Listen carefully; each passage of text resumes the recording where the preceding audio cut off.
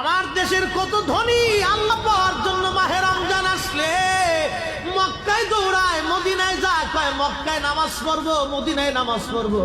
এক রাকাত নামাজে 1 লক্ষ রাকাতের সওয়াব, 1 রাকাত নামাজে 50,000 রাকাতের সওয়াব।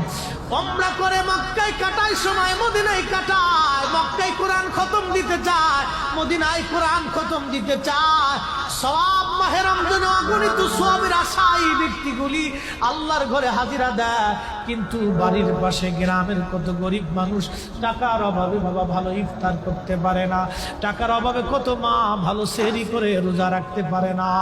এই ধনীরা এই গরিব মানুষের ঘরে খাবার না দিয়ে আল্লাহরে পাওয়ার জন্য মক্কা মদিনায় দৌড়ায়। আল্লাহ ডাক দেখো, বান্দা একবার মরে দেখ, কায়দা মতো জুতা দিয়ে পিটামো, আমার বান্দারা না খায় ইফতার করবে। আর তুই আল্লাহ পাওয়ার জন্য মক্কায় আইছো, এমন আল্লাহ আমি ধরা দেব না।